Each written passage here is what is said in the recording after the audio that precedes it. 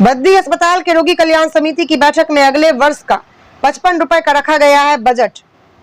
बद्दी अस्पताल के रोगी कल्याण समिति की बैठक में अगले वित्तीय वर्ष के लिए 55 लाख का बजट दिखाया गया, जबकि 57 लाख रुपए आय दिखाई गई है। अस्पताल में बढ़ती चोरियों को देखते हुए सीसीटीवी कैमरे लगाने का प्रस्ताव भी पारित किया गया।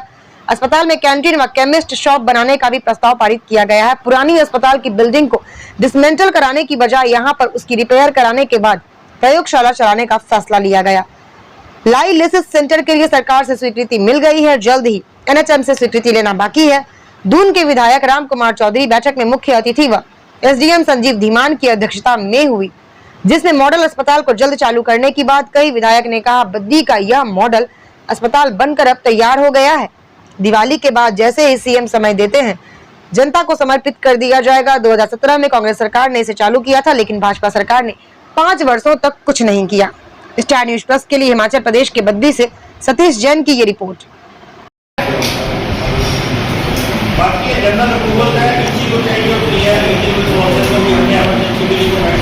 आरकेएस की बैठक हुई, इसमें क्या क्या महत्वपूर्ण निर्णय लिए गए?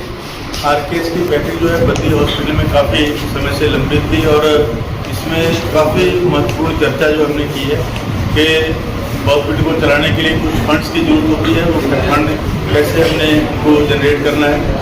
और क्योंकि हिमाचल प्रदेश गवर्नमेंट जो है वो रिसोर्सेज मोबिलाइजेशन की तरफ बढ़ रही है, हमारे हॉस्पिटल अच्छे हों, अच्छी सुविधा हम दे पाएँ, उसी हिसाब से उतना का हम अरेंजमेंट कर रहे हैं ताकि मरीजों को जो है वो असुविधा ना हो। क्योंकि कुछ चीज़ें तुरंत जो बाजार से खरीदनी पड़ती है, कोई एमरजेंसी आ जाती है और जैसे हमने एक्सरे करने हैं और कोई स्टेशनरी की बात है, स्वीपर रखने हैं, सफाई की बात है, सिक्योरिटी की बात है, वो सारी चीज़ें हमने आरकेएस के माध्यम से जो है उनको आउटसोर्स करने की उनकी हमने सैलरी भी तय की है और क्या क्या काम इसमें हमने करने हैं वो इनको हमने छूट भी दी है।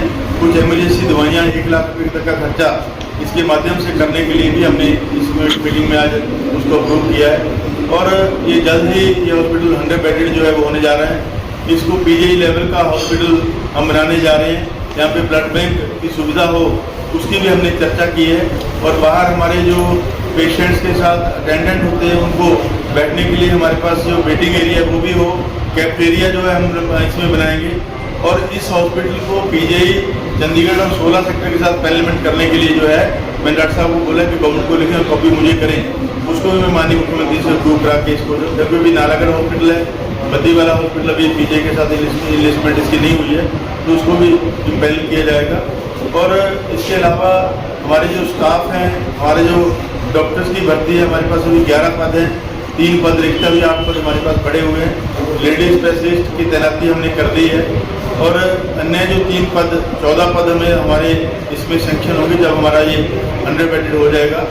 ओपीडी हमने बाहर निकाल दी है क्योंकि अगर इस बिल्डिंग में ओपीडी करते तो 100 बेड जो है वो नहीं बन पाता। सीएसआर के तहत लगभग 1.5 करोड़ की इक्विपमेंट जो है हमने लगा दी, एक्सरे मशीन कर दी और की मशीनें हमने लगाई हैं ताकि इस हॉस्पिटल को जो है वो सभी सुविधाओं से लेस हॉस्पिटल हम बनाएं। हमारे ऑक्सीजन के पाइप, हमारे सेक्शन पाइप, हमारा स्टूल, हमारी जो ट्रॉली है हमारे अटेंडेंट के लिए वो हमने कर दी है। और प्राइवेट रूम के लिए भी हमने 1000 रुपया कमरे का तय किया है, जहाँ 2 बेड लगेंगे, एक पेशेंट का एक अटेंडेंट का, ताकि कुछ लोग अगर अलग से रहना चाहे वो हमने तय किया है। और जो वार्ड में हमारे मरीज होंगे उनके लिए 50 रुपये फीस हमने तय की है कि 50 रुपये एक दिन का जो है आपको शादी देने होंगे। और छोटी छोटी फीसेज हैं, जैसे 10 रुपये पर्ची के लगे हैं, वो एक हर रोज नहीं लगेंगे, वो 6 महीने के लिए पर्ची वायरल होगी। 6 महीने में वो मरीज 10 बार भी उस पर्ची को जो है वो यूज़ करता है, जितने टाइम आए तो उसको नई पर्ची का जो है वो नहीं लेनी पड़ेगी। और 14 ऐसी कैटेगरीज हैं जिनको हमने फ्री किया, सभी टेस्ट उनके फ्री होंगे। बीपीएल हो गई, विडोज हो गई, हमारे स्टूडेंट्स हो गए और हमारी एकल नारी है और ऐसी 14-15 कैटेगरीज हैं जिनको हमने टोटली जो है टेस्ट उनके फ्री होंगे, सभी सुविधाएं गवर्नमेंट की तरफ से उनको फ्री दी जाए। धन्यवाद।